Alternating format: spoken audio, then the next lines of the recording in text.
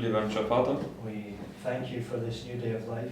wir danken dir für diesen neuen Tag des Lebens We thank you for the opportunity to come closer to Thee. und wir danken für die Möglichkeit, näher zu dir zu kommen. We thank you for the plan of salvation. Wir danken dir für den Erlösungsplan We thank you that you've promised to prepare us for this cross that we must bear. und wir danken dir, dass du versprochen hast, uns vorzubereiten für dieses Kreuz, was wir zu tragen haben. So we ask and pray, Lord, that you would give us faith in your word, Deswegen bitten und beten wir, dass du uns Glauben schenkst in dein Wort and that you would bring conviction upon our hearts, und dass du Überführung über unsere Herzen bringst, and we would make any changes that must be in your power, Lord, that we would make any changes that must take place to prepare for this crisis. dass wir in deiner Kraft, Herr, alle Veränderungen unternehmen, die notwendig sind, um für diese Krise vorbereitet zu sein. So please bless us now as we open your word. So bitte segne uns jetzt, wenn wir dein Wort öffnen. Please bless Brother Mark as he leads the class. Bitte segne Bruder Mark, wenn er die Klasse anleitet. Please bless Brother Lawrence as he translates. Bitte segne Bruder Lorenz, wenn er übersetzt. Please bless the live stream and the recording, Bitte segne auch den Livestream und die Aufnahmen and everyone who's watching at home. und jeder, der von zu Hause aus zuschaut. And we give you thanks in Jesus' name. Und wir geben dir Dank in Jesu Namen. Amen. Amen.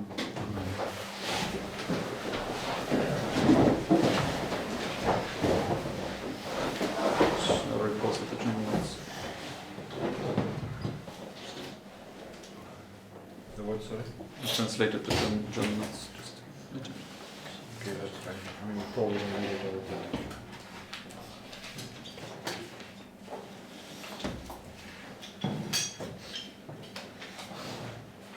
Okay,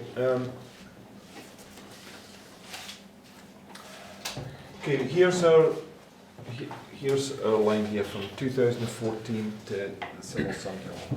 Also hier haben wir unsere Linie von 2014 bis zum zivilen Sonntagsgesetz. Okay, and prefiguring the Sunday Law crisis to the final review. Und das schattet ja die Sonntagsgesetzkrise bis zur finalen Untersuchung voraus. Okay, and this, in essence, is the final test for the movement without a Sunday Law. Und in einem gewissen Sinne ist 2014 bis zum zivilen Sonntagsgesetz der finale Test für diese Bewegung, ohne dass es ein Sonntagsgesetz gibt. But it's the beginning of the, let's say, the beginning of the line for the church, right? Aber es markiert auch den Anfang der Reformlinie für die Gemeinde. So the Lord is cleansing the movement in this final test here, but He's also raising up somebody or some people to go forward and take a message to the Seventh-day Adventist Church. Right? Also der Herr reinigt hier in diesem finalen Test für die Bewegung eine Gruppe von Leuten, aber gleichzeitig richtet hier jemand hier auf, dass eine Botschaft an die Gemeinde vorwärts gehen kann. And we know that this here could be parallel with this up here, right? Wir wissen auch, dass diese Box parallel setzen können mit dieser Box hier. So although this itself is illustrating a time of trouble, we know that under that time of trouble there's two times of trouble, right? Also auch wenn das Ganze hier eine Zeit der Trübsal ist, wissen wir, dass unter der Zeit der Trübsal es dann zwei Zeiten der Trübsal gibt. Okay, now this binding off is illustrated by the last week of Christ with the cross in the middle. Und diese Zeit des Bindens ist ja auch dargestellt durch die letzte Woche Christi, wo das Kreuz dann dort in der Mitte ist. And begins with the time of the end and takes you to the time of the end, right? Und die Zeit des Bindens fängt mit der Zeit des Endes an und bringt dich dann aber auch zur Zeit des Endes. Now we've been looking at this waymark here and all the things that happen at this waymark. Und wir haben uns ja diese Wegmarke hier am Ende angeschaut und alle Dinge, die dort an dieser Wegmarke dann passieren werden. And when I say this waymark, I'm referring to the last reform line. It would be this waymark right here, right? Und wenn ich sage, hier diese Wegmarke, die finale Untersuchung, dann beziehe ich mich auf die letzte Reformlinie, hier die große hier oben. Und das wäre ja auch dann hier. So we know that this is a close of probation, right? Und wir wissen, dass das hier eine Ende der Gnadenzeit hier markiert. Where people are going to be filled with the Spirit, they're tested, they're proved, and they then go forward and start to proclaim the gospel message. Also wo Leute dann hier mit dem Geist erfüllt werden, sie sind getestet worden und sie gehen jetzt vorwärts hier mit dieser Evangeliumsbotschaft. Okay, but the point that I want to ascertain, right, is this a closed door right here at this point, right? Aber der Punkt, den ich jetzt hier herausfinden möchte, ist das hier auch eine geschlossene Tür hier für uns am Mitternacht? Okay, so we know that this crisis right here, Und wir wissen, dass diese Krise hier am Mitternachtsruf, it says it's the close of probation, right? wissen wir, dass Elmalt sagt, dass das Ende der Gnadenzeit ist. When you get here, you've either got the oil, you've prepared, or you haven't, right? Also wenn du hier hinkommst, hast du entweder das Öl, du hast dich vorbereitet oder eben nicht. And yesterday we were looking at this point. This is the investigative judgment of the living, and prior to this, like Job, we're being investigated, but it's not your final test, right? Also gestern haben wir uns angeschaut, dass das hier das Untersuchungsgericht an den Lebenden markiert, aber auch hier davor, in der ersten Phase des Tests, so wie bei Hiob, wirst du zwar schon untersucht, aber es ist noch nicht der finale Test. Okay, this 1260, as we can see here, goes all the way to the midnight cry, right? Und diese 1260, wie wir sehen können, geht dann bis hinab zum Mitternachtsruf. But midnight, which historically speaking was 25 days prior to this closed door, Aber Mitternacht, was historisch gesehen 25 Tage vor dieser geschlossenen Tür hier war, where the midnight cry began to be given, was a, wo der Mitternachtsruf das erste Mal gegeben worden ist, is a little time of peace. It's das parallel to markiert ja eine this kleine Zeit des Friedens. time of peace, Und right? das steht parallel zu dieser kleinen Zeit des Friedens. And just go to Zechariah chapter 1. Gehen wir zu Sacharja Kapitel 1.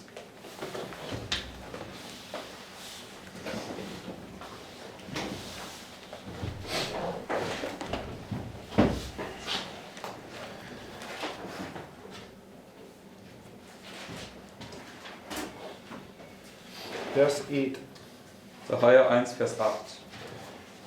It says, I saw by night, and behold, a man riding upon a red horse, and he stood among the myrtle trees that were in the bottom, and behind him were red horses speckled and white. Then said I, O my Lord, what are these? And the angel that talked with me said unto me, I will show thee what these be. And the man that stood among the myrtle trees answered and said, These are they whom the Lord hath sent to walk to and fro through the earth. Right? So, what do they represent? Bis Vers 10, was stellen Sie dar? What do they represent? Just a simple explanation. Also was stellen Sie da? Einfach ganz einfach erklärt. Yeah, they represent trouble, right? Sie stellen diese 4 Winde oder diese Trübsal dar. When the Lord allows Satan to come forward and bring his trouble, right? Also es ist, wenn der Herr dem Satan erlaubt, vorwärts zu gehen und diese Trübsal zu bringen. And the two witnesses represent those that through the power of God's word hold them and loose them, Die right? 2 Zeugen sind ja diejenigen, die durch die Kraft von Gottes Wort diese 4 Winde halten oder sie lösen. Okay, so we know that at the beginning, right, it's loosed, but then they're held, Wir right? wissen, diese 4 Winde, die werden am Anfang hier gelöst, aber auch wieder gehalten. Okay, but they're only held from letting them go their full fury, right? Aber sie werden nur in dem Maße zurückgehalten, dass sie nicht ihre volle Kraft entfalten können. It's still a time of trouble, right? Es ist immer noch eine Zeit der Trübsal. And when you come down here, it says, verse 11, Vers 11. and they answered the angel of the Lord, what stood among the myrtle trees, and said, We have walked to and fro through the earth, and behold, all the earth sitteth still and is at rest. It says, Then the angel of the Lord answered and said, O Lord of hosts, how long will thou not have mercy on Jerusalem and on the cities of Judah, against which thou hast indignation these 70 years? Bis Vers 12. So, what's the angel asking? Wonach fragt der Engel hier? What's the question? Was ist die Frage? How long, right? Wie lange? And he's at the end of the 70 years, right? Und er steht ja am Ende der 70 Jahre. So, just go to, okay, and the point that I want to make is that at the end of the 70 years, what condition is the earth? Also am Ende der 70 Jahre, in welchem Zustand befindet sich hier die Erde? It's still and at rest, right? Es ist ruhig und still. So the 70 years brings you to the little time of peace, right? Deswegen also diese 70 Jahre bringen uns dann hier zu dieser kleinen Zeit des Friedens. And we know that in the book of Job, right, prior to Job being tested, Satan was walking to and fro through the earth, right? Wir wissen, dass im Buch Hiob, bevor Hiob getestet wurde, ist Satan auf und ab in der Erde gewandelt. And it seems like if you look at it, that it's always in the time of peace that Satan is talking to the Lord, right? Und wenn man sich das Buch Hiob anschaut, dann kann man also sehen, dass es immer zur Zeit des Friedens, also in der kleinen Zeit des Friedens ist, wo Satan dann vor dem Herrn erscheint und zu ihm spricht. He tells us where he's come from, Denn er sagt ja, woher er gekommen ist. and then he does this discussion, and the Lord sends him forward to do the next thing, right? Und dann gibt es diese kleine Unterredung und dann sendet der Herr ihn wieder vorwärts, die nächste Trübsal zu bringen. So where he's come from and where he goes to, and between it is this time of peace, right? Also woher er gekommen ist und wohin er dann noch geht, dazwischen gibt es dann diese kleine Zeit des Friedens. So we know that Job's first test, prior to him being allowed to come and test Job, right? There's this time of peace, and prior to that, he was walking to and fro through the earth, right? Deswegen, hier ist ja der erste Test des Hiobs, wo er jetzt runterkommen darf und ihn testen darf. Und davor ist also Satan, oder gab es diese kleine Zeit des Friedens. Genau, gab es die kleine Zeit des Friedens, wo dann Okay. Satan kommt. So we know in Job's second test, just before he gets sent here, he's talking to the Lord, and prior to that, he was walking to and fro through the earth, right? Und das ist ja der zweite Test des Hiobs. Und dann vor dieser kleinen Zeit des Friedens ist Satan auf und ab in der Erde gewandelt. Okay, so the point is, it leads us to this point where the angel is saying, how long, right? Aber der Punkt, den ich machen möchte, ist, dass diese Zeit der Trübsal dich zu dem Punkt hier bringt, wo der Engel dann fragt, wie lange? So go to Revelation 6. Gehen wir jetzt zur Offenbarung 6.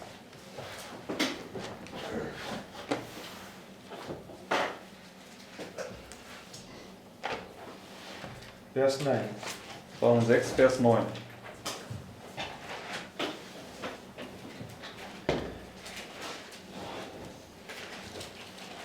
It says, and when he had opened the fifth seal, I saw under the altar the souls of them that were slain for the word of God and for the testimony which they held. And they cried with a loud voice, saying, how long, O Lord, holy and true, dost thou not judge and avenge your blood on them that dwell on the earth? Now, Das ist Vers 10. that how long, because here you have the 1, 2, 3, first 4 seals, right? Hier haben wir diese ersten 4 Siegel, die Right. ich hier bringe. So it's paganism, and the two time periods of paganism and papalism, right? 2 Zeitspannen von Heidentum und Papsttum. In this one it would be something like the 3 here, and this is the 4th, right? Und auf dem großen Kontext, oder hier in dieser Zeit des Bindens, wären die ersten 3 hier und das 4. dann hier. Okay? So then comes the 5th, which is a time of peace, where they have these white garments on, right? Und dann kommt das 5. Siegel, was dann diese Zeit des Friedens ist, wo sie dieses weiße Gewand jetzt tragen. So you've got how long here, and on the smaller fractal you've got how long here, right? Also im großen Fraktal mit den Siegeln haben wir wie lange hier und im kleineren Fraktal haben wir in Sacharja wie lange hier. So when okay, next question. Where does Noah get told to get on the ark? Und nächste Frage, wo wird dem Noah gesagt, dass er auf die Arche gehen soll? After 120 years. Okay, but I'm not asking that. I'm just asking where on the line? Wo auf der Linie? Here, right? Ja, Mitternacht. And what does he say about Noah? Und was sagt er über Noah? It's righteous. That he's righteous, right? Dass er als gerecht erfunden ist. Okay? It's the exact same after Job's first test. The Lord said he was righteous. Das ist Right? genau dasselbe wie nach Hiobs ersten Test, da sagt der Herr auch, dass er als gerecht erfunden ist. So he tells them to get on the ark right here, and he's getting on the ark for 7 days, right? Also Noah wird gesagt, geh auf die Arche und er geht dann für 7 Tage hier auf die Arche. And what was the animals getting on the ark? It was a signal manifestation of God's power, right? Und dass die Tiere auf diese Arche gingen, das war eine signale Manifestation von Gottes Kraft. Okay, so you've got a manifestation, right, of God's power, right? Also wir haben hier eine Offenbarung von Gottes Kraft. What if you go the big line? What was this from here to here? Wenn wir uns die große Linie anschauen, was ist das von hier bis hier? A glorious manifestation of the power of God, Es right? ist eine herrliche Manifestation der Macht Gottes. Okay, and it led when the 7 days were finished. What happened? Und als die 7 Tage dann zu Ende gingen, was ist dann hier passiert? Right, an angel comes down and shuts the door. Also ein Engel kommt dort herab und er hat dann die Tür zugemacht. Okay, so we know that this is a shut door, right? Und wir wissen auch, dass ganz am Ende die finale Untersuchung eine geschlossene Tür ist. Right? So the question is this a shut door? Die Frage ist folglich, ist das hier auch eine geschlossene Tür? Because this up here is a shut door, right? Denn das hier oben ist ja eine geschlossene Tür. Okay, that's the dilemma that I'm trying to ascertain. We need a witness here on this level to show that this is a shut door, right? Even though it parallels it. Wir Right? brauchen also einen Zeugen auf dieser Ebene hier, um zu zeigen, dass das hier auch eine geschlossene Tür ist, obwohl wir auch hier schon eine Parallele haben. So when we take this here, this is the time of the end, and this is the time of the end, right? Wenn wir uns hier das oben anschauen, ist das hier die Zeit des Endes und das hier ist die Zeit des Endes. Is this the time of the end, Die Frage ist folglich, ist das hier die Zeit des Endes? right? Another question. So I want to know is this the time of the end, and is it a closed door? Ist das hier die Zeit des Endes und ist das eine geschlossene Tür? Right. Richtig? So I would be inclined to say yes, but I don't want to be presumptuous. I want to make sure that we have something that can firmly place those things there at this level. Also ich würde dazu tendieren, Ja zu sagen, aber ich möchte nicht vermessen sein, sondern wir brauchen etwas Klares, was es auf dieser Ebene dann auch darstellt. Because although we have the 1260 going to here, marking the shut door at the end of it, right? Also auch wenn wir die 1260 hier haben, die uns hier zu dieser geschlossenen Tür bringt, Which would make this the time of the end, was das dann hier die Zeit des Endes machen würde, because this is the time of the end, denn das hier ist ja auch die Zeit des Endes and this is the time of the end, und das ist die Zeit des Endes. right? So you got time of the end, time of the end, time of the end, right? Also Zeit des Endes, Zeit des Endes, Zeit des Endes. What's missing? Was fehlt noch? And remember that when they're walking to and fro, it's 70, which is 1260, right? Denn hier haben wir gesehen, in Sacharja, da wandeln sie ja für 70 Jahre auf und ab. Und das ist eine 1260. So that generally would give us the right to make that time of the end and show it's the same pattern as the one above, right? Und das an sich müsste uns die Rechtfertigung geben, hier eine Zeit des Endes dann hinzusetzen, sodass es dann dasselbe Muster ist, wie hier oben auch. Right? Richtig? So if that's correct, if this is the time of the end, Deswegen, wenn das richtig ist und das hier die Zeit des Endes ist, there's also a closed door, dann gibt es auch dort eine geschlossene Tür. right? Now I've put all that in place. I want to look at this in the light of Daniel 11:40. Nun, nachdem ich all das an den Platz gesetzt habe, möchte ich das nochmal genauer betrachten, und zwar im Lichte von Daniel 11, Vers 40. Now Daniel 11:40 is the war between the king of the north, king of the south, Und right? Daniel 11, Vers 40 spricht er von dem Krieg zwischen dem König des Nordens und dem König des Südens. Now, when we take the Sunday law crisis here, Und wenn wir uns hier die Sonntagsgesetzkrise anschauen, when we go to First Testimonies, what does Sister White mark it as?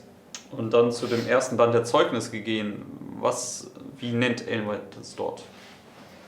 Was markiert sie dort für uns? No, just in First Testimonies. What is she marking the? Shaking of the earth and Okay, maybe so. The U.S. Civil War. What is it? Also der US-Bürgerkrieg, was ist er? a war between North. It's a war between the north and the south, Es ist right? ein Krieg zwischen Nord und Süd. Which is Daniel 11:40, right? Und das ist nichts anderes als Daniel, Vers 40. So we know that Daniel 11:40 is both at it's the time of the end, right? Und wir verstehen ja, Daniel 11, Vers 40 findet zur Zeit des Endes statt. And Daniel 11 verse 40 is the Sunday law crisis. Und Daniel 11, Vers 40 stellt die Sonntagsgesetzkrise dar. It's 41 to 45, right? Das sind die Verse 40 oder 41 bis 45. And we went through this the other day, so let's just put here Daniel 11 and verse 40, right? Und wir markieren das hier, Daniel Vers 40. So right here you've got this war between the north and the south. Also hier haben wir jetzt den Krieg zwischen Nord und Süd markiert. Okay. So at the time of the end, the king of the south comes against the king of the north. The king of the north retaliates against it, right? Also zur Zeit des Endes kommt der König des Südens gegen den König des Nordens und der König des Nordens schlägt dann zurück.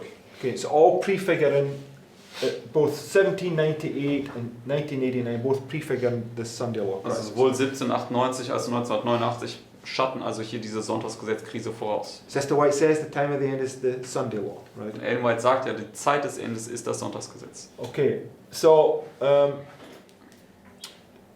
we briefly looked at this, and 41 to 45, you have a break in those verses. And what was the break? Wir haben uns letztens kurz angeschaut, in den Versen 41 bis 45, da gibt es eine Unterbrechung. Und was ist diese Unterbrechung in diesen Versen?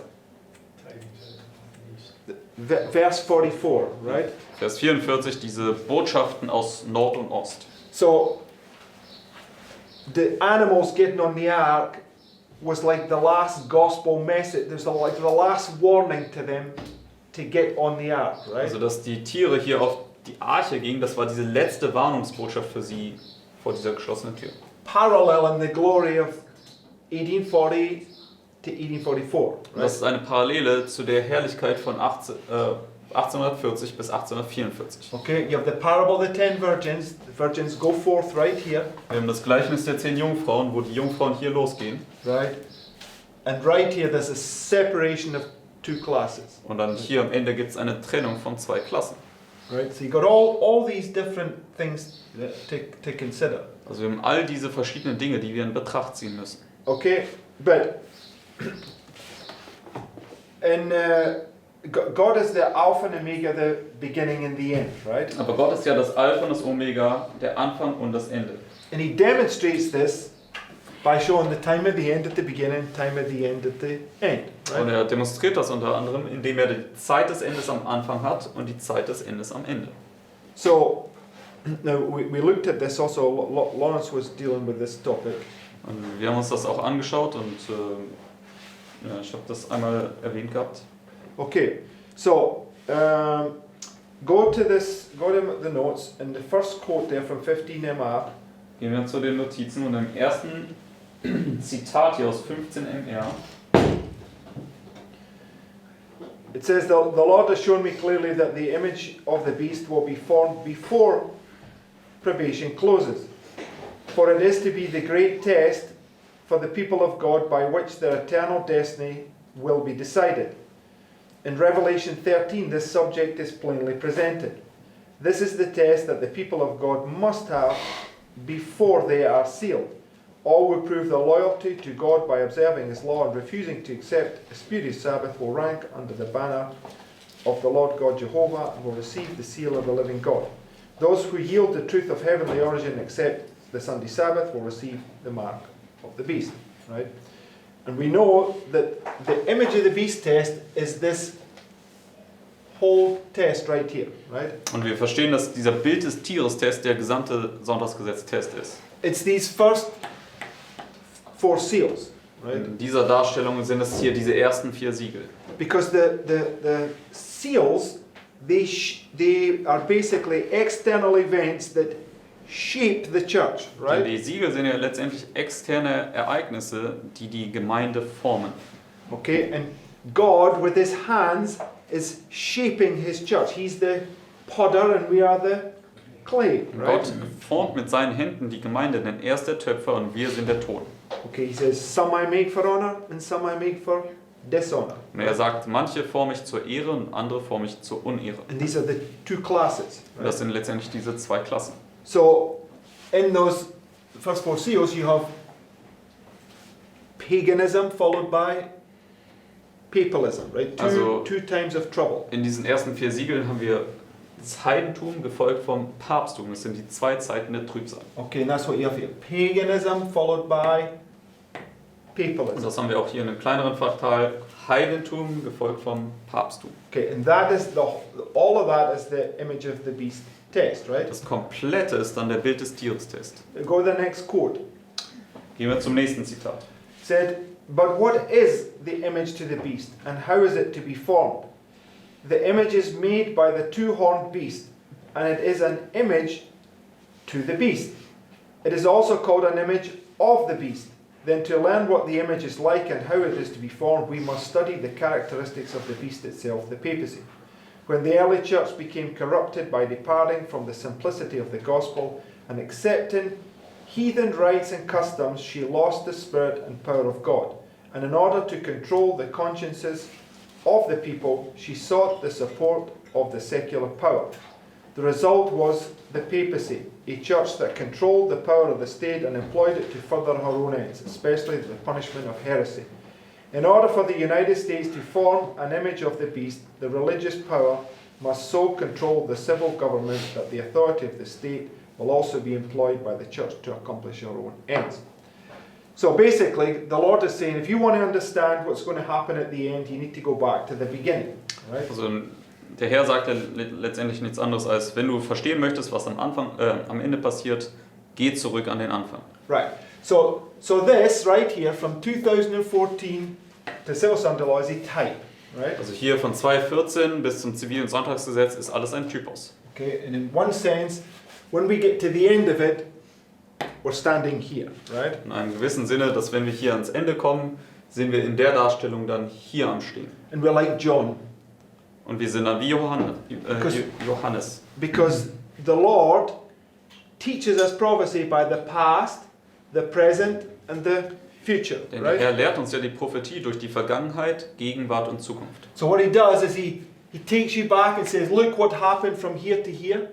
Also er bringt dich zurück und sagt, schau dir an, was von hier bis hier passiert ist. Look what's going to happen in the future, right? Und dann schau, was passieren wird hier in den zukünftigen Zeiten. So if you want to understand what's coming, you need to go back and look at what's past, right? Folglich, wenn du verstehen möchtest, was kommt, musst du ja zurückschauen, was bereits passiert ist. Right? Richtig? So if we want to understand the image of the beast test and what it consists of, we need to go back and see what happened in history, right? Folglich, wenn wir den Bild des Tieres-Test verstehen möchten, der auf uns kommt, dann müssen wir zurückschauen in die Geschichte, wie es damals war. Okay. So just go to Daniel 12. Gehen wir jetzt zu Daniel 12.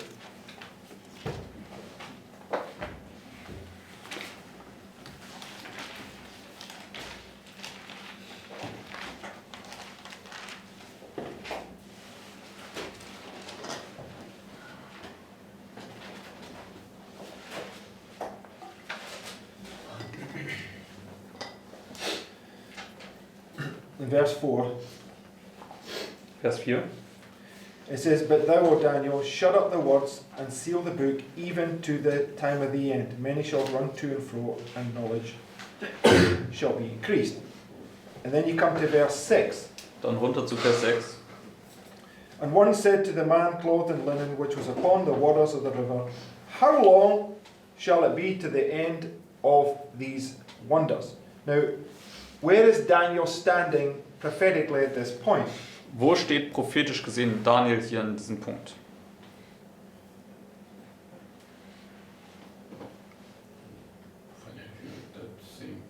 Yes, it's at the third year of Cyrus, right? And you go to the big fractal right here, right? Es steht ja hier im 3. Jahr des Kyros und das ist im großen Fraktal dann genau hier.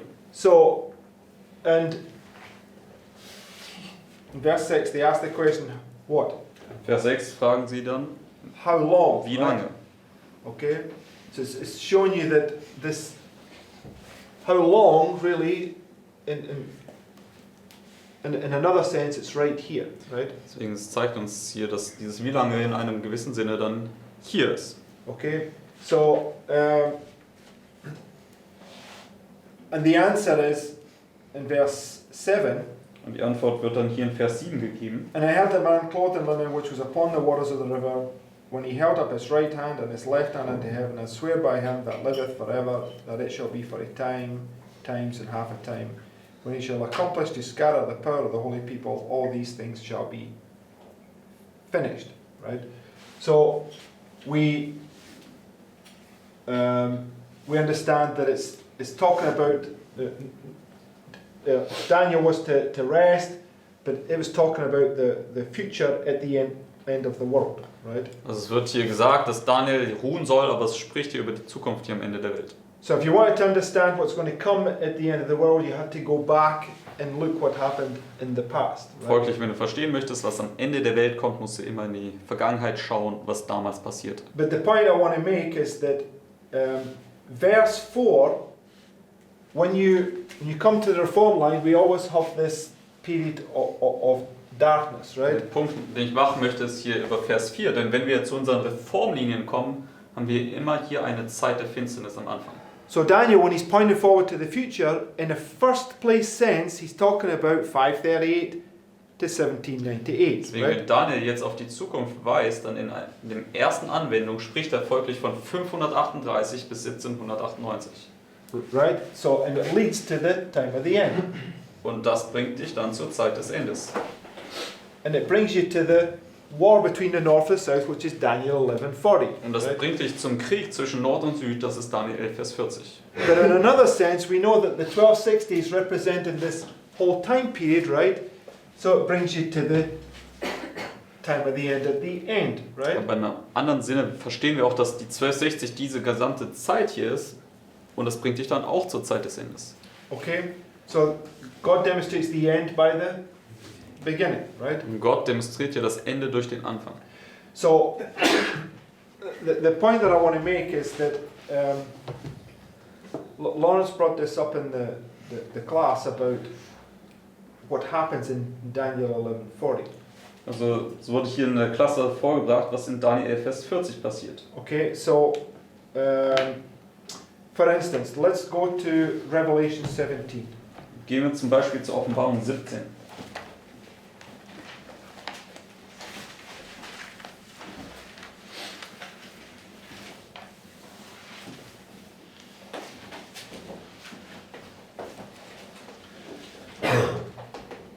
Verse 12. Offenbarung 17, Vers 12. It says, "The 10 horns which thou sawest are 10 kings, which have received no kingdom as yet, but receive power as kings 1 hour with the beast." It's a future event, right? Das ist ein zukünftiges Ereignis, richtig? Right? John is standing here. Johannes steht hier. He's taken back into the wilderness. What does he see? Er wird zurückgebracht in die Wüste. Was sieht er dort? What, no, he sees a woman sitting upon a scarlet-covered beast with 7 heads and 10 horns. Right? Also er sieht eine Frau sitzen auf dem scharlachroten Tier, das 7 Häupter und 10 Hörner hat. And we know that when we get to the end, that she's no longer has the 10 horns, right, as her means to persecute. Und wir wissen, dass wenn sie hier zum Ende kommt, dann hat sie nicht mehr länger die Möglichkeit zu verfolgen. Right, but it says here that these 10 horns, which thou sawest, they have not got a kingdom of yet, but will be with the beast for 1 hour, right? Steht hier, diese 10 Könige, sie haben ihr Königreich noch nicht bekommen, aber sie werden es dann erhalten in Zukunft, zusammen mit dem Tier für 1 Stunde. So it's a future event, right? Es ist also ein zukünftiges Ereignis. So it says, verse 13, Vers 13. "These have one mind and shall give their power and strength unto the beast." But verse 16, Vers 16. it says, "And the 10 horns which thou sawest upon the beast, these shall hate the whore, and shall make her desolate, and naked, and shall eat her flesh, and burn her with fire. For God hath put in their hearts to fulfill his will, and to agree to give their kingdom unto the beast, until the words of God shall be fulfilled. So, the 10 kings that are there at the beginning are in support of her, at the end are burning her, eating her flesh and burning her with fire, Also right? die 10 Könige am Anfang sind noch da und unterstützen sie, aber am Ende hassen sie und verbrennen sie mit Feuer. Okay, so at the beginning you have France through Clovis, Am Anfang haben wir Frankreich hier markiert durch Chlodwig, but at the end you have France giving the deadly wound, am right? Ende haben wir dann Frankreich, die die Todeswunde geben oder herbeiführen. Right? And this is marking a revolution. Und Frankreich hier am Ende ist dargestellt durch diese Revolution. And it's interesting because when you take the time at the end here, when you come to the end of the 1260, it's also marking a revolution, right? Wenn wir die Zeit des Endes aus dieser Perspektive hier betrachten, wenn wir ans Ende der 1260 kommen, haben wir hier auch eine Revolution. So when we come to the end of the 1260, what do we have here? Deswegen, wenn wir zum Ende dieser 1260 kommen, was haben wir hier? The revolution that took place at the end of the 1260, right? The Also French Revolution, right? das ist die Revolution, die am Ende der 1260 dann stattfand. I mean, it's only in the sense because it's marked that the revolution is coming up a little before the end of the 1260. That was prophecy marks. Yes, but look, if you, I'm not, why you even mention that? What's your point? No, my point is when we take the whole 1260 down to the end, then we can mark the French Revolution here. Yes, but we've got everybody knows it's here. I know you're going to. It's a midnight cry, right? That is the French Revolution, right? No, it's only you made the point. You wanted to stick it at the end of the 1260 because you used this 1260 and not the whole 1260. And No. I'm not. I'm just making the point that at the end of the 1260, there's what is at the beginning, right? That's the point that I'm making, right? okay, also das, was am Ende der 1260 ist auch am Anfang. I mean, you have 1798, which was also in some ways. No, it is. It We're was a go- revolution no, because it was the South who was. we're going to come to that, right? So on two levels, you have it here, right? Because the point that Lawrence is making, right? Here you got 1260, right? Also wir haben das komplette ist eine 1260, richtig? What is this period here then? Und was ist dann diese Zeit hier? The bit that's cut short, Das right? ist dann der Teil, der abgekürzt ist. And you have a revolution right here, right? Und dann haben wir eine Revolution hier.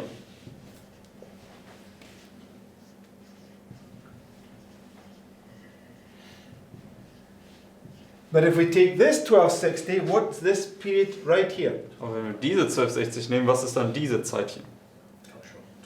Well, it's marked by the 25 from midnight to the midnight cry, Das ist right? markiert durch die 25, die hier verkürzt sind, von Mitternacht bis zum Mitternachtsruf. So it also gives us a revolution, but it's also marking it's at the end of the 1260, Das right? ist ja auch eine Revolution markiert, aber ist dann Linie auf Linie hier auch am Ende dieser 1260. Okay, I'm trying to get us to see something that we haven't considered before, right? Ich möchte, dass wir etwas hier nachvollziehen, was wir vorher nicht so betrachtet haben. Okay, so who inflicts the deadly wound at the end of the 1260? Und wer fügt die Todeswunde am Ende der 1260 zu? No, that's not what I'm asking. Just go back in history. Who, the name of the person that's responsible for inflicting the deadly wound at the end of the Schauen wir zurück 1260? in die Geschichte. Wer war derjenige, der hier diese tödliche Wunde herbeigeführt hat? It was General Berthier, right? Es war Der General Berthier. But General Berthier was a general from the French army under Bonaparte, right? Napoleon, right? Aber General Berthier war ja ein General in der französischen Armee unter der Oberherrschaft von Napoleon Bonaparte. Okay, so we can just put here, right, that the end is Napoleon, right? Also hier am Ende haben wir dann Napoleon. So this is the end of the 1260. So if we want to come here, we're going to put. Just leave it at that. It's too complicated, right? Also hier am Ende der 1260 haben wir den Napoleon markiert, der die Todeswunde herbeiführt. Okay, so what I want us to understand is that it says that when we go to Revelation 17, it says verse 12. Lesen wir nochmal Offenbarung 17, Vers 12. The 10 horns which thou sawest are 10 kings which have received no kingdom as yet, but receive power as kings one out with the beast. Now, if we want to understand what's coming at the end, you have to go back and look what happened at the beginning, right? Also wenn wir verstehen wollen, was am Ende kommt, müssen wir zurückgehen und schauen, was am Anfang war. So what I want us to understand is that here in history, Clovis is the one that puts him on the throne, but Napoleon is the one that brings him down, right? Was ich euch sehen lassen möchte, ist, dass Chlodwig derjenige ist, der den Papst am Anfang auf den Thron setzt, aber es ist Napoleon, der ihn dann am Ende wieder Okay. herabnimmt. So, come down to back to the notes and Gehen wir zurück zu unseren Notizen. just the first line. Lesen wir hier den ersten Satz. It says it was as a republic that Rome began her career as a conquering nation. Das ist das letzte Zitat auf Seite 1. Okay. Rom fing als eine Republik an. Now John, when John is standing here and looking back, what according to Revelation 17, what has happened? Also wenn Johannes jetzt hier steht und rückwärts schaut, gemäß Offenbarung 17, was ist passiert? 5 are fallen, right? 5 sind dort gefallen. Babylon, Medo-Persia, Greece, Rome, followed by, lastly, the papacy, right? Babylon, Medo-Persien, Griechenland und Rom, gefolgt noch von dem Papsttum. Okay, and this would mark 538 to 1798, right? Und das markiert dann auch hier noch die Zeit von 538 bis 1798. Right? Now the point is, you've got Babylon, Medo, Persia, Greece, and Rome, right? Also wir haben Babylon bis Rom. And go to Revelation 13, verse 1. Gehen wir jetzt zu Offenbarung 13, Vers 1.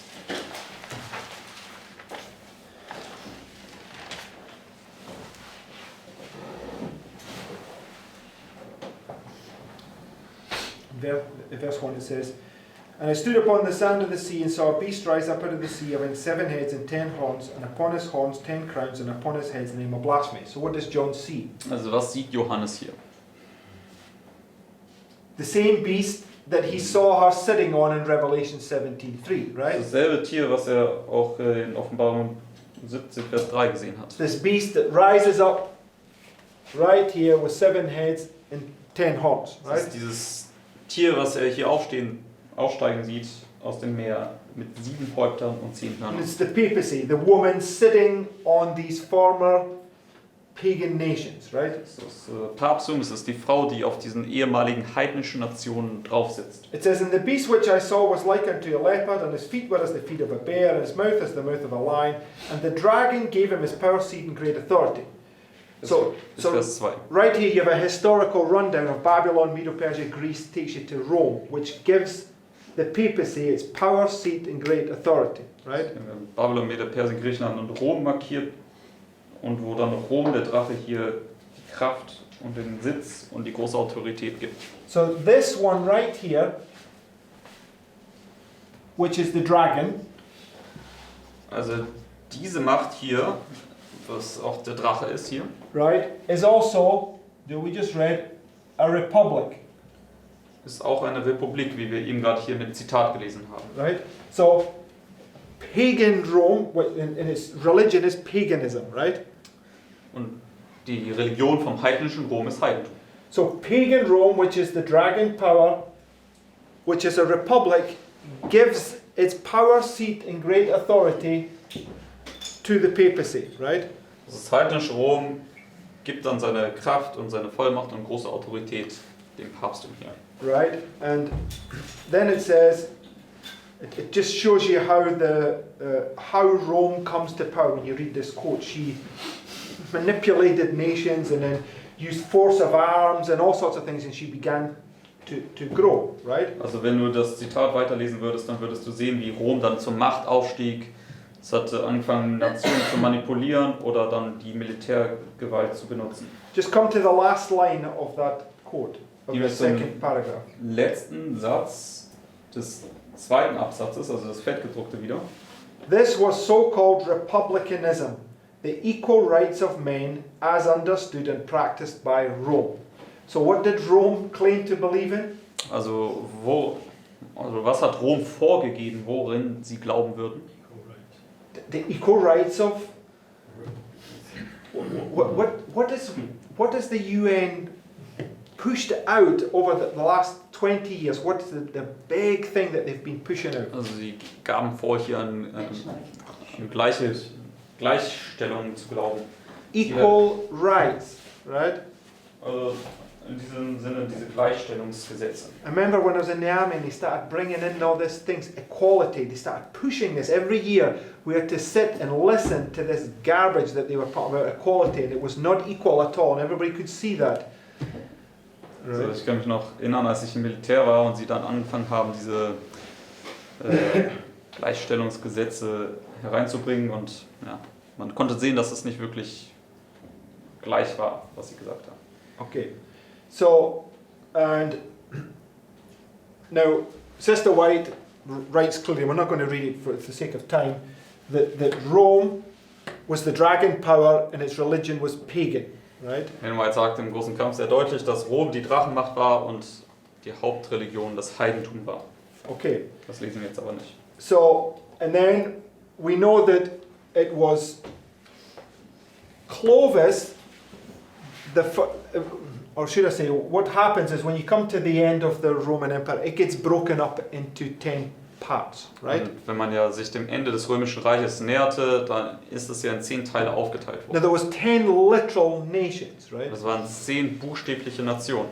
But it's a symbol of the whole world, right?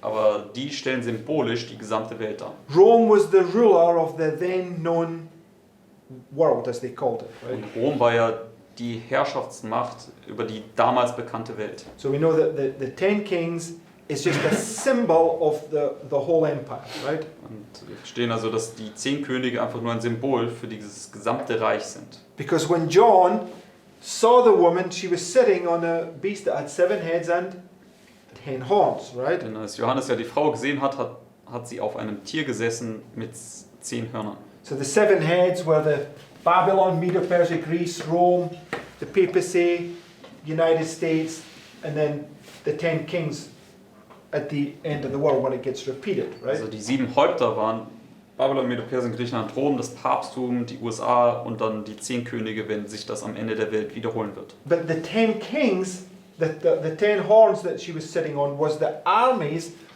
that was given to her by the former kingdom of pagan Rome, right? Also diese 10 Hörner, auf denen sie saß, waren diese Armeen des ehemaligen Römischen Reiches. Right, when you read about it, she did it by conquest, by allegiances, by deception, many other things, and eventually they all come under, they all submit themselves to the papacy through Clovis, right? Wenn man dann nachliest, letztendlich hat dann das Papsttum durch Chlodwig es geschafft, durch Eroberungen, durch Kapitulationen, durch Allianzen, letztendlich dann die Macht zu ergreifen.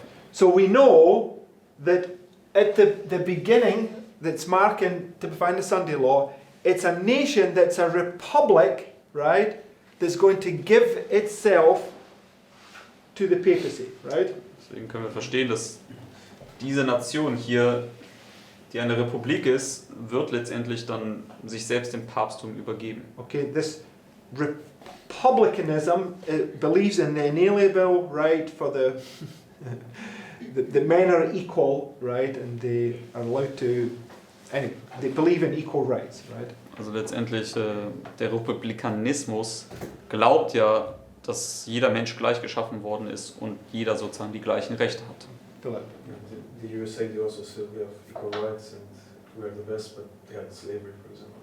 Yes, that's what I'm saying. It's a perversion of the truth, right? Also die USA hat ja auch vorgegeben, ja, wir sind alle gleich und wir haben die gleichen Rechte, aber sie haben trotzdem die Sklaverei zum Beispiel gehabt. Yes, that's why she takes the US Civil War, right, about slavery and sticks it right at the Sunday law, right? Deswegen nimmt sie auch den US-Bürgerkrieg über die Sklaverei und setzt das genau hier ans Sonntagsgesetz. It's a contradiction in itself, right?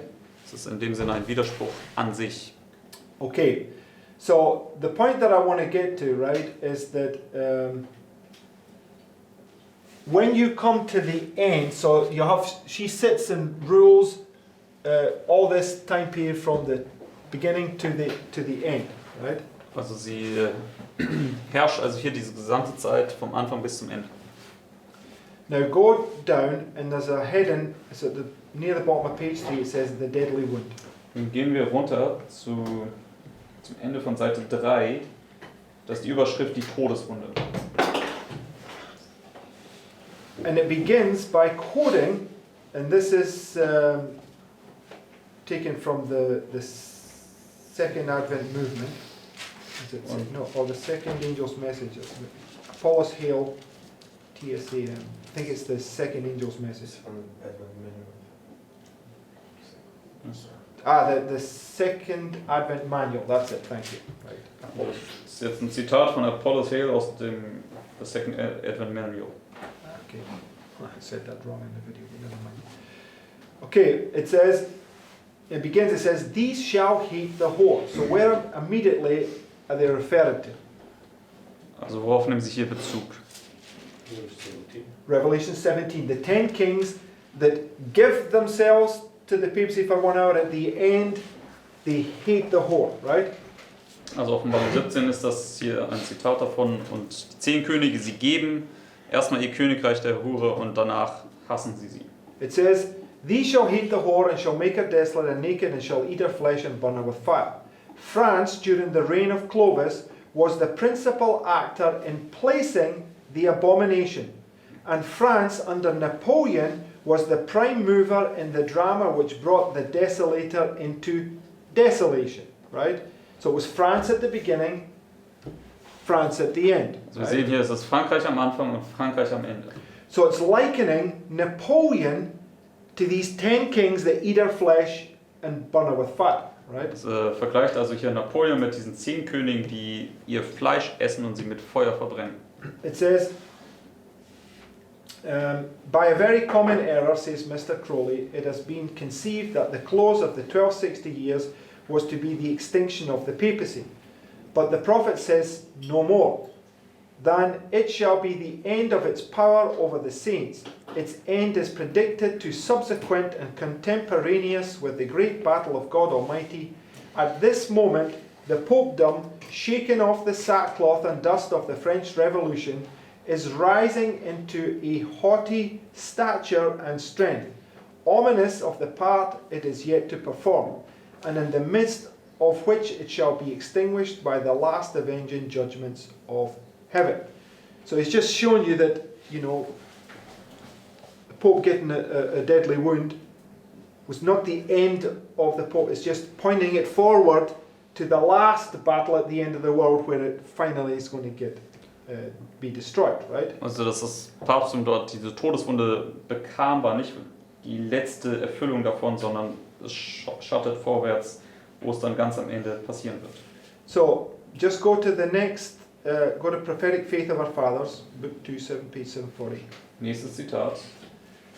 It says, following the overthrow of the monarchy and the abolition of religion in France. So what happened, that first sentence, what tells us what happened? Also was sagt der erste Satz? Was ist damals passiert? So the monarchy got overthrew and the abolition of religion, right? Also die Die Monarchie ist umgeworfen worden, umgestürzt worden und auch die Religion ist abgeschafft worden damals in Frankreich. Okay, now you can show that paganism is atheism, right? It's very easy to show Man that. kann zeigen, dass das Heidentum auch Atheismus ist. Das ist einfach zu zeigen. It's not they don't believe in a God, but they don't believe in the true God, right? Es ist nicht, dass sie nicht an irgendwie einen Gott glauben, aber sie glauben nicht an den wahren Gott. Right? Paganism is atheism. Heidentum ist nichts anderes als Atheismus. So the France, revolutionary France, was atheistic in power. So what was it then, if it was atheistic? Also das revolutionäre Frankreich war damals atheistisch und was war es folglich in dem Sinne? Was pagan, right? Es war in dem Sinne heidnisch. And Egypt is the dragon, right? Und Ägypten ist der Drache. So prior to the Pope going on the throne was the dragon power, and the one that takes it off the throne is the dragon power, right? Also die Macht, die hier das Papst auf den Thron brachte, war die Drachenmacht, aber die Macht, die das Papst dann wieder runternimmt, ist ebenso die Drachenmacht. But the point you have to notice is following the overthrow of the monarchy and the abolition of religion. So what two things are being destroyed by the dragon? Welche zwei Sachen werden hier von dem Drachen zerstört? Church and state. Yes, the church and state are being taken away, but that's not the point. What's been overthrown? Also was wird hier umgestürzt?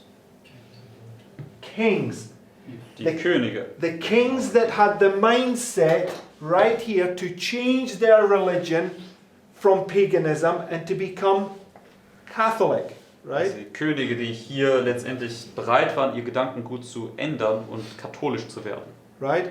So the mindset of those pagan kings that thought, no, I will change my pagan roots to these Catholic ones. They were really the same thing, but it was shrouded under this Christian form, right? Das waren also diese Könige, die jetzt hier bereit waren, ihr heidnisches Gedankengut aufzugeben und dieses katholische Gedankengut anzunehmen, was letztendlich nichts anderes ist als dieses Heidentum einfach nur überdeckt mit dieser christlichen Form. So it says, following the overthrow of the monarchy and the abolition of religion in France, accompanied by the fearful massacres, came the enormous destruction of life through the wars of Napoleon. Revolutionary France had to face armed resistance on the part of Austria and Prussia.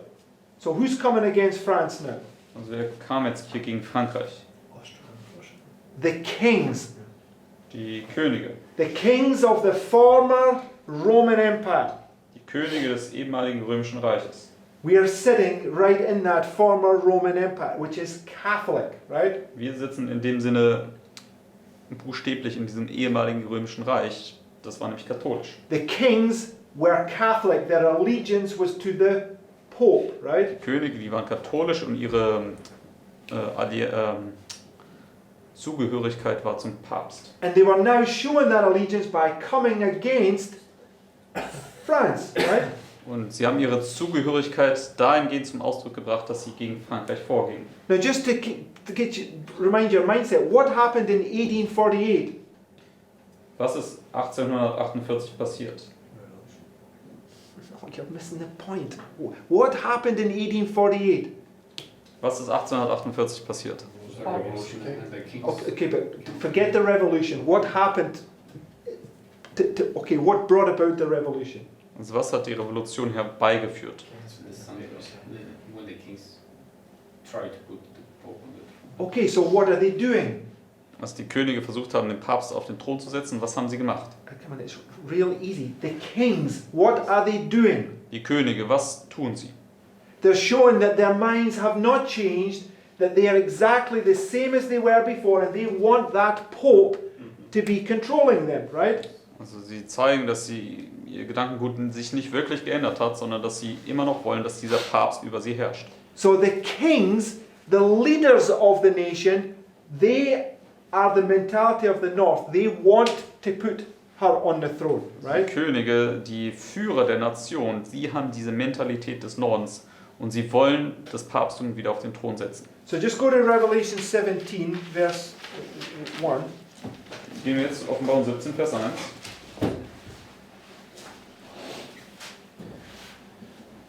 And there came one of the 7 angels which had the 7 vials, and talked with me, saying unto me, Come hither, I will show unto you the judgment of the great whore that sitteth upon many waters, with whom the kings of the earth have committed fornication, and the inhabitants of the earth have been made drunk with the wine of her fornication. So what are the kings doing for that time period? Also was tun die Könige hier in dieser Zeit? Vers 1 und 2. They're committing fornication. Sie treiben hier diese Unzucht. And then you have this 70 years of peace, right? Und dann haben wir diese 70 Jahre hier des Friedens. He that leadeth into captivity shall go into captivity. Derjenige, der in Gefangenschaft geführt hat, soll in die Gefangenschaft gehen. It's just a symbolic number, right? Eine symbolische Zahl. But it says after 70 years, the woman shall turn to her hire and shall commit fornication with all the kingdoms upon the face of the earth. Aber dann sagt ja Jesaja 23, dass nach den 70 Jahren die Frau wieder zu ihrem Lohn kommen wird und Unzucht treiben wird mit all den Königen der Erde. So right here, when Napoleon, right, rises out of revolutionary France and inflicts the deadly wound on the Pope, Also genau hier, wo Napoleon jetzt aus dem revolutionären Frankreich hervorkommt und diese Todeswunde gegen das Papsttum herbeiführt, the kings rise up and come against France, right? da kommen dann die Könige auf und gehen gegen Frankreich vor. It says, revolutionary France had to face armed resistance on the part of Austria and Prussia. In 1792, the First War broke out. In 1793, England and the Dutch Republic entered the conflict. Later, during the war against Austria and Sardinia, Napoleon assumed control of the French army. In 1796, he crossed the Alps, defeated the Sardinian forces, and entered the Po Valley. He also defeated the Austrians, and they sued for peace at Campo Formio in 1797. Thus, the reign of the guillotine was followed by the reign of the sword. So, Just a question, because I always had it in mind, and I think this also confirms it, that France was actually the aggressor. They wanted to expand and conquer these countries. I've got no doubt about that. But what I'm saying is that the point I'm making is that these, like Austria, for instance, is one of the nations of the former pagan Roman Empire. Their allegiance was to the Pope, right? No, the only point is, it sounded like that they were coming against France, but I think it was France coming against them back then. But I have to No, it double says check here, this. revolutionary France had to face armed resistance Yes, on the part of Austria and Prussia, right? It's armed resistance against. Yes, resisting, they were the attackers and the others were the defenders. Because I know that Napoleon, he... Okay, maybe you're right, but it doesn't negate the point they're making. Go to the next paragraph. Gehen wir zum nächsten Absatz. It says, with the rise of Napoleon, a new era began, and France became the scourge of Europe. So, what is France now doing? Also was ist Frankreich jetzt What is Europe? am tun? Was stellt Europa dar? It's the former pagan, former papal dominion, right? Das war das ehemalige päpstliche It's the Herrschaftsgebiet. former Roman Empire, right? Das ehemalige römische Reich. Okay, so he becomes the scourge of Europe. The armies of France were now led on an unparalleled career of conquest, arrogant, unscrupulous, selfish, remorseless, ambitious, and tireless. Napoleon's military genius and administrative ability was blended with utter disregard of moral considerations. Napoleon sacrificed the lives of millions, overturned the thrones of Europe, and thought to revive the empire of Charlemagne as he strove to obtain the mastery of the old world. And the old world was the world that the Pope ruled, right? Und die alte Welt war ja die Welt, die damals das Papsttum beherrscht hat. So Napoleon is trying to turn it back into a pagan empire, like former Roman Empire, right? Also Napoleon versucht jetzt hier, das wieder in ein heidnisches Reich umzuformen. So wie Okay. damals das heidnische Reich. So the point I want to get you to see is the kings at the beginning, how do they get the people to make a Sunday law? Die Könige hier am Anfang, wie werden sie die Bevölkerung dazu bringen, dieses Sonntagsgesetz zu machen? people are just real happy. Yeah, let's make a Sunday law. It's a great idea. Werden Leute glücklich sein und sagen, ja, die großartige Idee, dieses Sonntagsgesetz zu machen? The part will be. Sorry? A part of the people will Yes, but that's not the point. The point is it's through deception, through force, through through situations that take place. Also es wird durch Täuschung sein, durch Zwang, durch bestimmte Umstände, die da passieren werden. Satan is the one behind it, and he's all using his art of deception to bring in many things about so that the people's minds will agree to make a Sunday law. Also Right? Satan ist der Anstifter dahinter und er wird Dinge herbeiführen, sodass die Leute dann zustimmen, ein Sonntagsgesetz zu machen. But the French Revolution, why did the people rise up? Aber in der französischen Revolution, warum sind die Leute dort aufgestanden?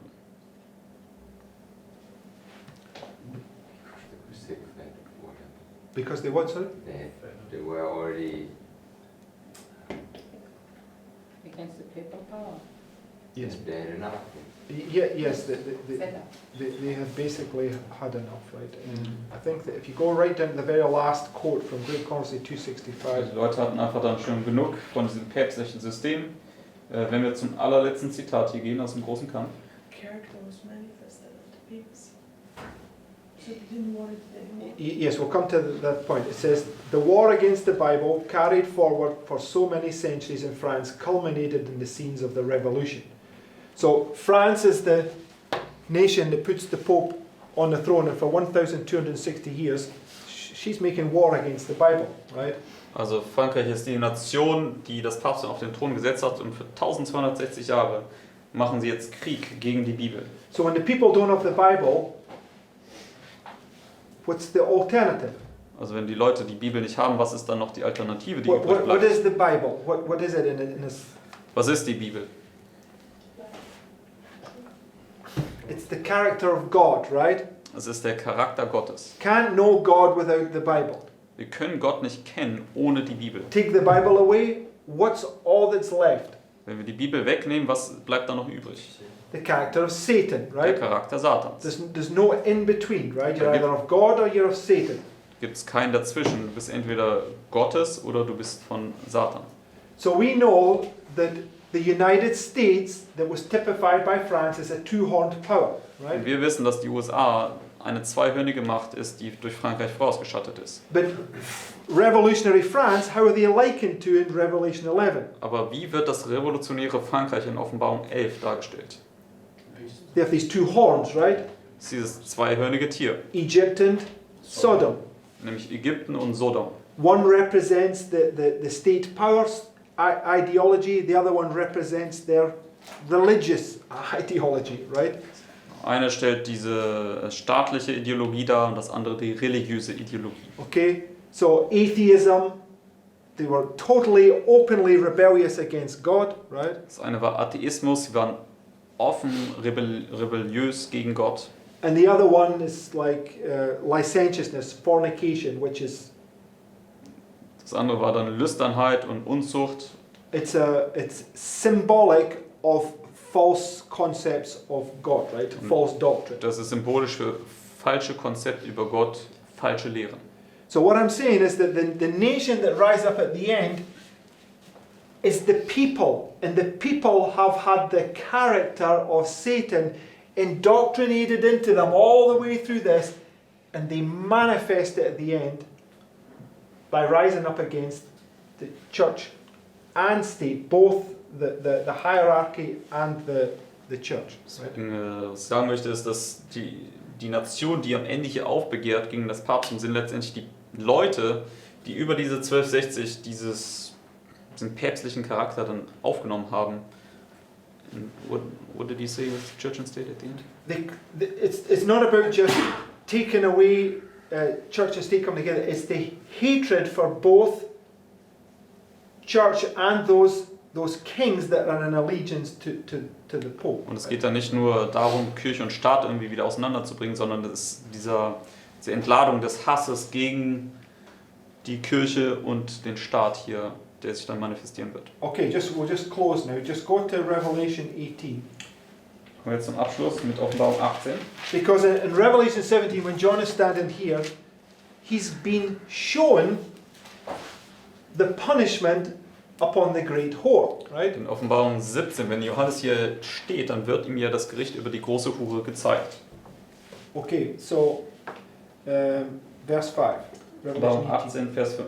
For our sins have reached unto heaven, and God hath remembered her iniquities. Reward her even as she rewarded you, and double unto her double according to her works, and the cup which she hath filled, fill to her double. How much she hath glorified herself and lived deliciously. So much torment and sorrow give her, for she hath said in her heart, I said a queen, and am no widow, and shall see no sorrow. Therefore shall her plagues come in one day, death and mourning and famine, and she shall be utterly burned with fire. So where did we read that earlier? Vers Who 8. does this? Wer tut das hier? Verbrennt sie mit Feuer. The people of the revolution. No, but it says the 10 kings, right? Yes. Das sagt in Offenbarung 17, es waren die 10 Könige, aber es war damals das Volk in der The point Revolution. I want to get you to understand, the pioneers applied the 10 kings eating their flesh and burning on fire to Napoleon, Wir right? müssen verstehen, also die Pioniere haben diese Aussage, dass die Hure mit Feuer verbrannt wird und das Fleisch gegessen wird, haben sie damals hier auf Napoleon angewandt. So it's not talking about the leaders of the nations, it's talking about the nations rising up against this ideology, right? Also spricht folglich nicht über die Leiter der Nation, die hier gegen das Papsttum vorgehen, sondern die Leute, die Bevölkerung, die gegen diese Ideologie aufbegehren werden. Because it says in verse 9, Denn es sagt uns ja hier in Vers 9, and the kings of the earth who have committed fornication and lived deliciously with her shall bewail her and lament for her when they shall see the smoke of her burning, standing afar off for the fear of her torment, saying, Alas, alas, that great city Babylon, that mighty city, for in 1 hour is thy judgment come. bis Vers 10.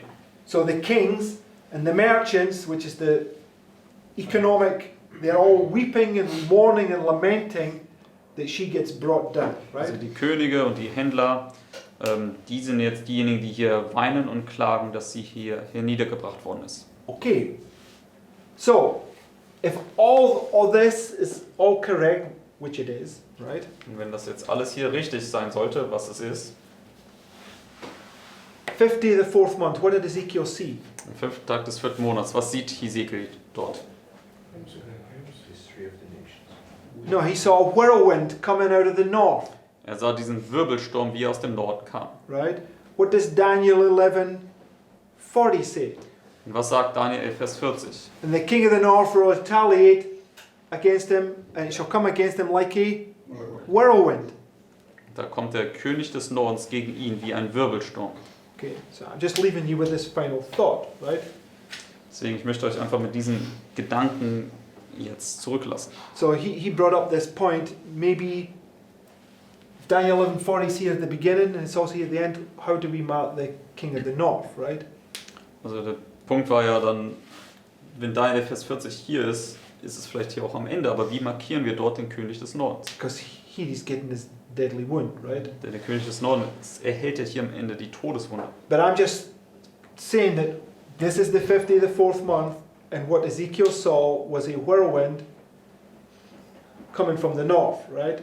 Aber das hier ist der 5. Tag des 4. Monats und was Hesekiel hier sah, war ein Wirbelsturm, wie er aus dem Norden kam. But nonetheless, what's it marking here if you look at this waymark? What's it marking? Und nichtsdestotrotz, wenn wir uns diese Wegmarke hier anschauen, was markiert sie? A revolution. Eine Revolution.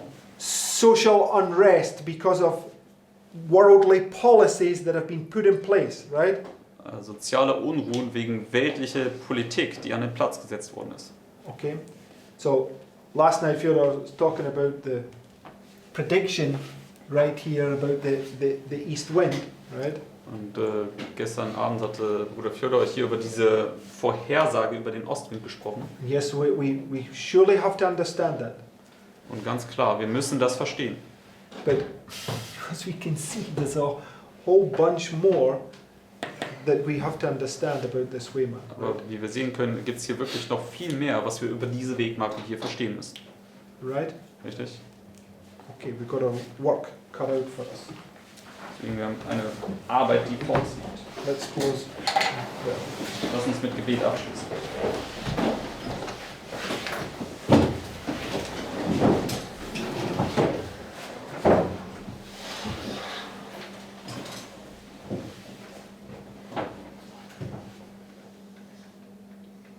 Dear Heavenly Father, Lieber himmlischer Vater, thank you for this new morning worship.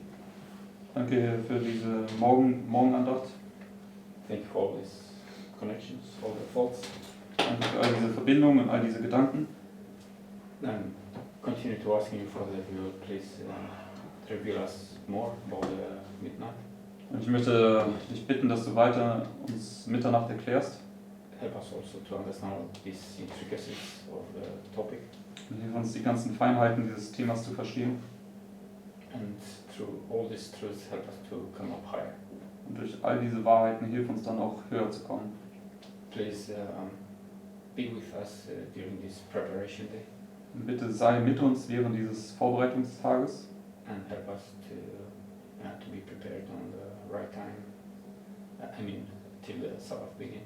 und hilf uns rechtzeitig vorbereitet zu sein, bis der Sabbat anfängt. And impress our minds through the Holy Spirit in this day. In Jesus' name. Amen. Und bitte beeindrucke unseren Verstand durch deinen Heiligen Geist während dieses Tages. In Jesu Namen. Amen.